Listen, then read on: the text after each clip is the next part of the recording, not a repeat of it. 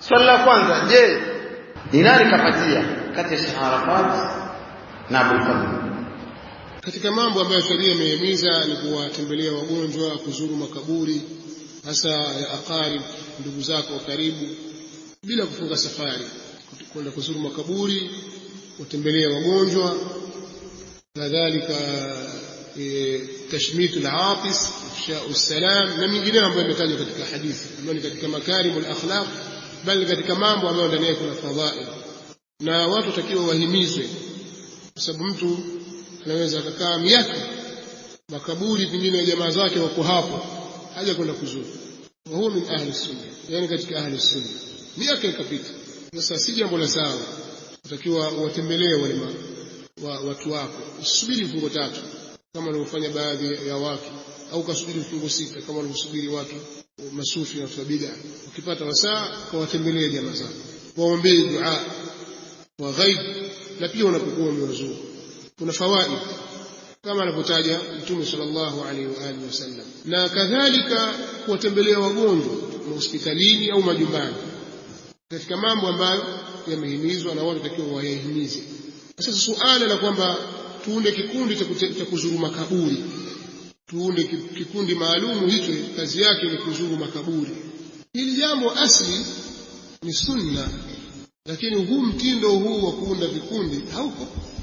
Asli ya kuwatembelea wagonjwa ni jambo limehimizwa, ni sunna katika makarim al-akhlaq, bali katika fadhail kuna ujira mkubwa, lakini watu wakaunda vikundi kwa ajili ya hili, halina asli katika dini. Kuna kikundi chetu, kikundi hicho la, ikawa ni utaratibu umewekwa, kuna mwenyekiti, kuna katibu, kuna mweka hazina, kwamba hivi vikundi maalum. Hili jambo halina asli. Kwa hiyo watu lazima hili jambo walitazame, na watu kuhimizwa pia kuwasaidia wagonjwa. Wengine wagonjwa katika hali mbaya wanahitaji, mtu akasimama akatoa ufafanuzi, akaelezea kheri ya kuwasaidia, akafanya targhib, ni jambo la kheri. Au kuwalisha maskini, kuwalisha mayatima, mtu akasimama msikiti akaelezea fadhila ya jambo hili, akawahimiza waislamu wafanye, ni jambo la kheri. Amrun min al-umuri al-khairiyya, katika mambo ya kheri ambayo waislamu watakiwa wayapatilize. Lakini sasa kuweka mitindo na taratibu fulani hivi kama vile ndio sheria, hili jambo haliko katika dini, na bid'a huwa mara nyingi zinaanzia katika njia hizo.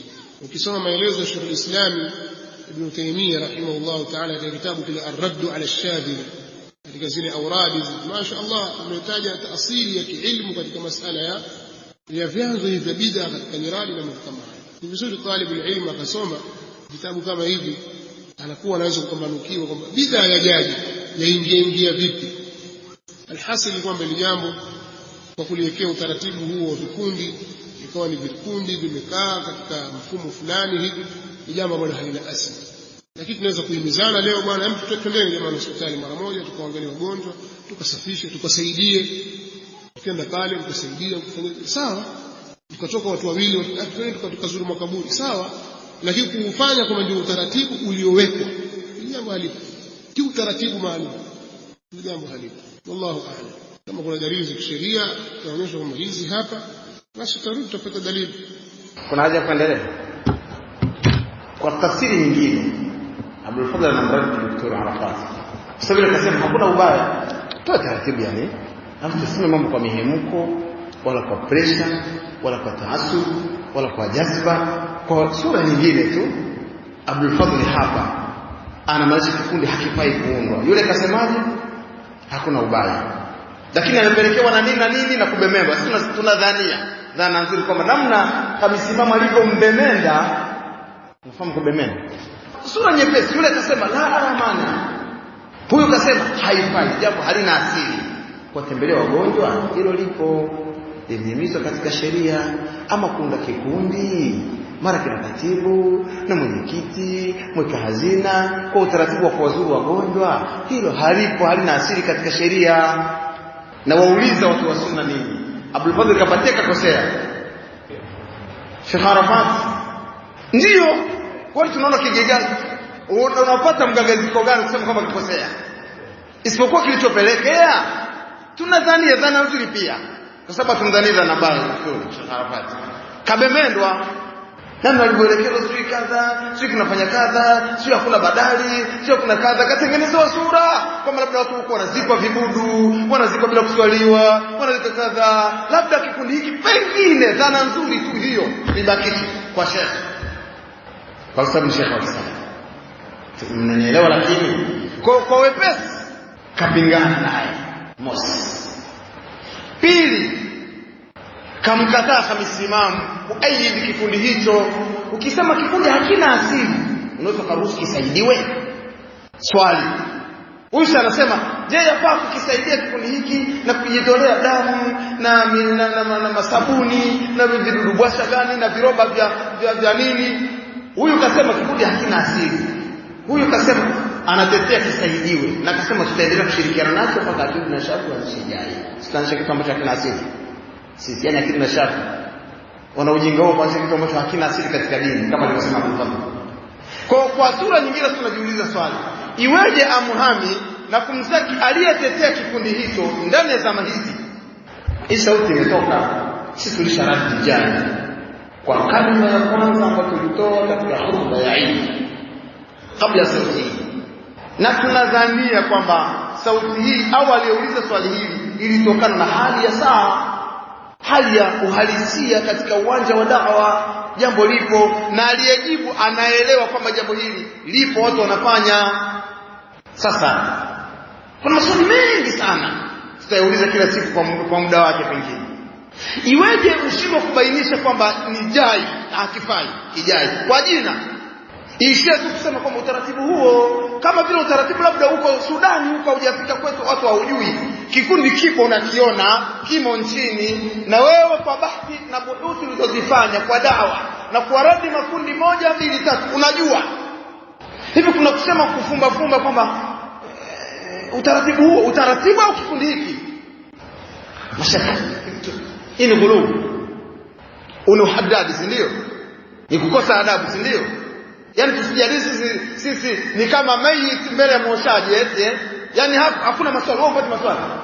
Swali linakuja, kwa nini Khamis Imam aenda kuuliza Madina, anajua shekhe wake hapa aliyemtangulia kufanya dawa hapa anapingana msimamo huo na kauli yake ishatangulia?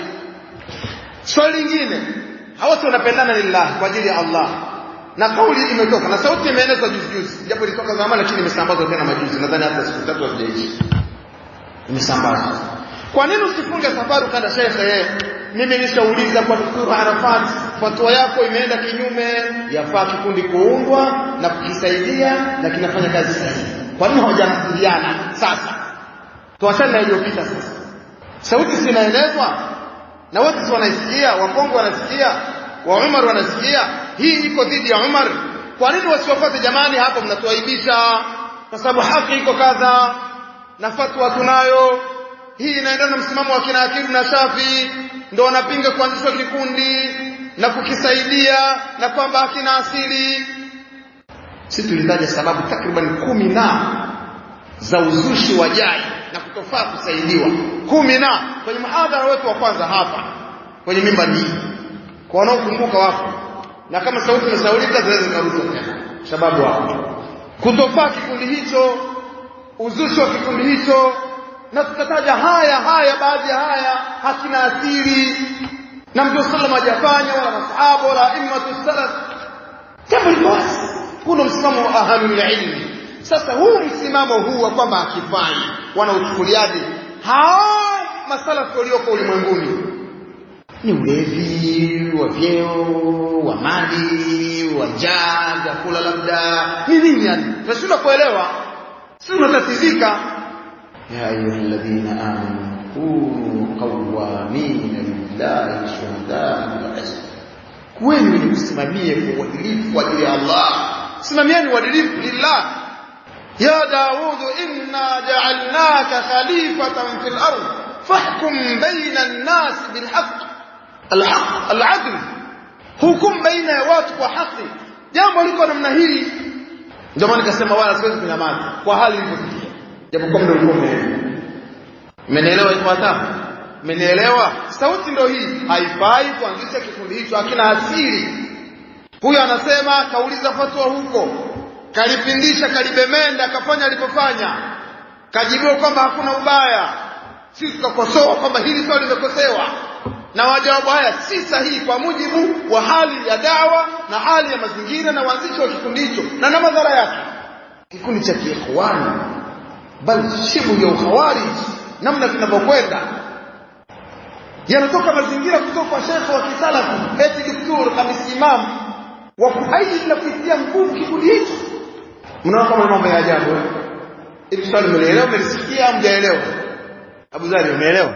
Unasemaje? Hapa kuna maswali mengi sana, kila mmoja anayapata.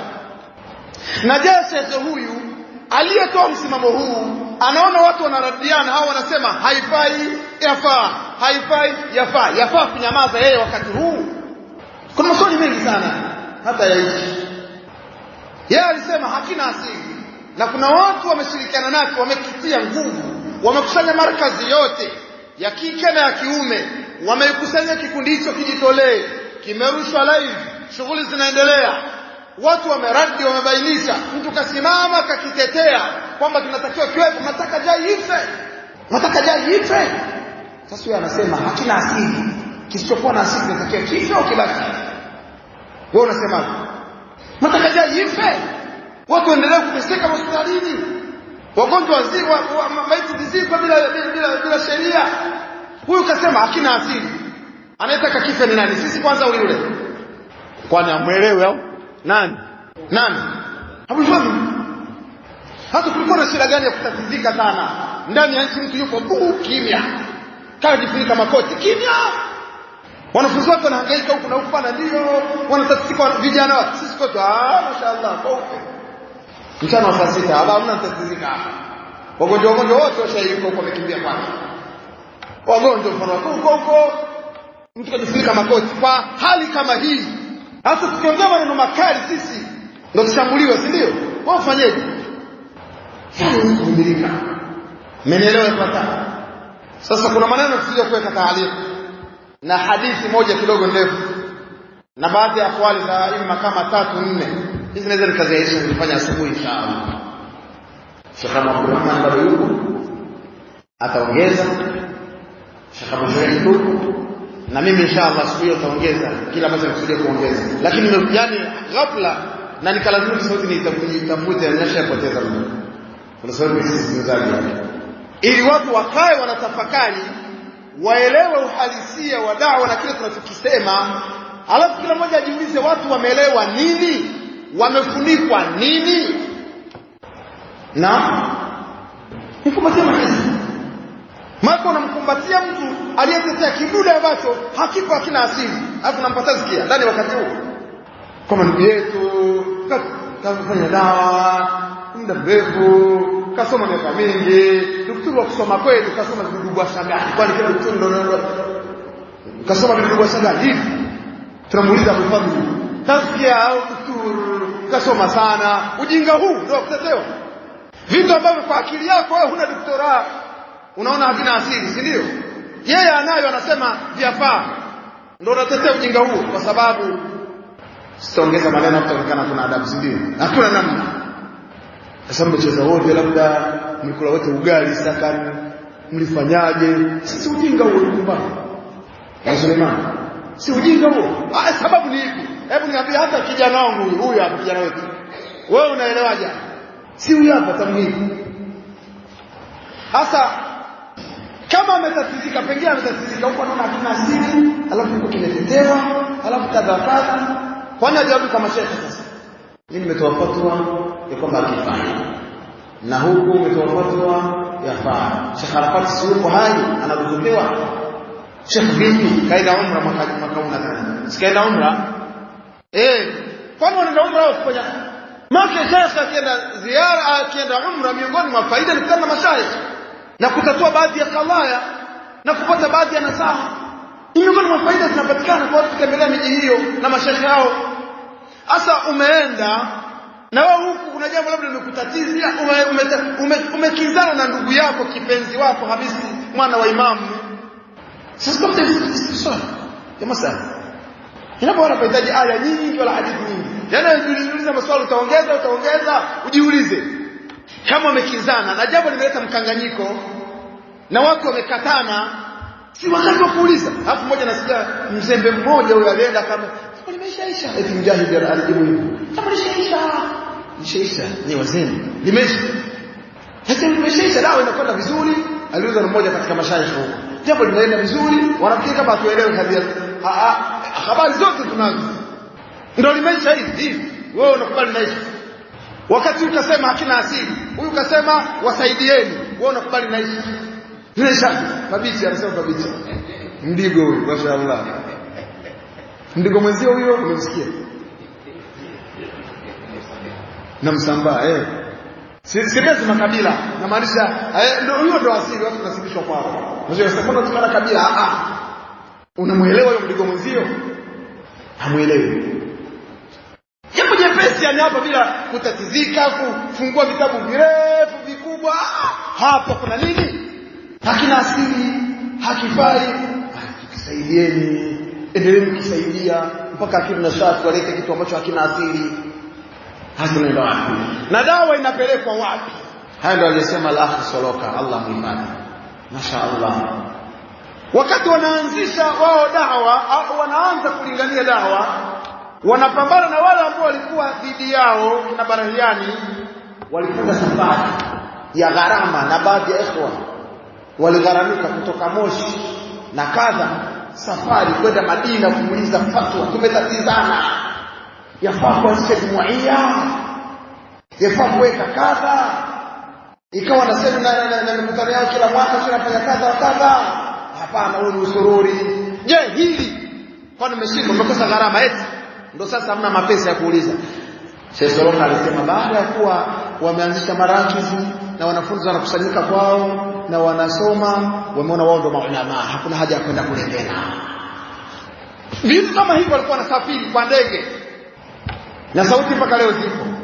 Leo hawezi kuuliza na uwazi na simu ziko, Sheikh Arafati kaifa hadha, hakuna, kwa sababu wao sasa baada ya kuweka marakizi na wanaona watu wanasombwa kutoka kwao, wanatoka Singida, wanatoka Kondoa, wanatoka Sumbawanga, wanakuja kusoma kwenye vyuo vyao. Sasa wao ndio maulama kibar wa shuyukhul fudala, shuyukhul islam wa sunna. Hakuna kuuliza tena wala mashakili wala kadha. Sasa nani atakubaliana ujinga huo? Kwa ufupi ujinga na uzembe hatuwezi kukubaliana nao. Semeni hakuna adabu, hayo ni ya kwenu. Hiyo ndio hamna adabu na sunna. Hamna adabu na sunna.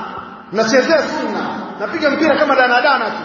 Namba 1 mpigia namba 11, mpigia namba ngapi? Mnapiga sunna, mnachezea namna hiyo. Nani atakubaliana uzembe huo? Tusichezee. Semeni matusi, shambulieni, hatuwezi kubaliana na huo uzembe. Daima wa abadan. Kusanyeni, timiseni, piteni na tuma vijana wenu tunapita sultani, tunapita wapi huko ukichochoroni, eti teke makundi. Lakini ujinga huu alhamdulillah watu wanazidi kuelewa, na mchezo kuchezea sunna.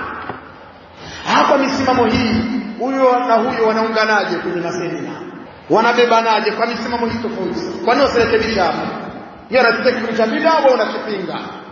Ndio misimamo ile ya Abu Hasan na shubha zake, kwamba idha ikhtalafna fi shakhs la yahumuna dhak, tukitofautiana kwa mtu, wewe unaona mtu wa bid'a, mimi naona mtu wa sunna, hiyo isitugombanishe sisi katika shubha. Na baadhi ya kawaida zilizokuja nazo Abu Hasan na wamezidi maulama akama Sheikh Ubayd al-Jabiri na kitabu nacho ni hii kaida: idha ikhtalafna fi shakhs anta tara annahu sunni wa ana ara annahu mubtadi' la yahumuna dhak. Hiyo haikuhusu sisi, tusikhtilafiane sisi. Yani tumetofautiana, wewe kumuona mtu wa bid'a, mimi namuona wa sunna, kwani sisi tugombane? Sasa ndio kushirikiana, wewe unaona wa bid'a, mimi namuona wa sunna. Misimamo ya Abu Hasan wote. Sasa huyu anaona hakifai, huyu anaona kinafaa, anamwaga mitazkia kumzaki, wanashirikiana kwenye masemina, masafari yanakwenda. Si msimamo ya Abu Hasan wote, wala sio misimamo kufanana na Abu Hasan wote. Msimamo ya hovyo. Tunaelewana kwa taa. Msimamo wa hovyo. Kanuni haziko namna hiyo. Wallahi ta'ala alam. Mimi sijasoma hata aya wala hadithi zaidi ya hii ya ayyuhalladhina amanu qawamin billahi kuja, lakini kile nilichokusudia kukiweka katika taalimu sijakiweka, na insha Allah pengine kwa maana na haya sio kwa Abdul peke yake, hata wale wanaoungana nao. Tunaelewana? Haya, na hizi nasaha tunazielekeza kwa wote. Sheikh Abdul Rahman anatajia mwanzo baadhi ya wao, Abu Ayman Shiraz, Abu Khawla, ikhwa hawa hakuelezwa na nini, wala hangaika sisi na Mziwanda sio kwenda ukarudi 28 hata tizikeni hao watu wabidi atasema wasiradiwe, lakini jambo lao liko wazi. Hawa wanaotetea hao, yani Mziwanda yuko na Jai, wao wamchapa Mziwanda alafu ichaki Jai. Hatuelewi huyo Ansari Sunna huyo yuko na Jai, wewe wamchapa Ansari Sunna lakini Jai mashaallah na mtetezi wa Jai mashaallah. Yaani kama swali ya kawaida yanahitaji akili nyingi. Hawa wanatutatiza. Na alhamdulillah sisi tumeshafahamu. Sasa ataendelea kutatizika yule ambaye hataki kufungua akili yake kuelewa usalafi na kuielewa sunna. Hataki, atatazika na atapata shida sana. Mnaelewa kwa sasa? Wallahu ta'ala a'lam. Jazakumullahu khairan.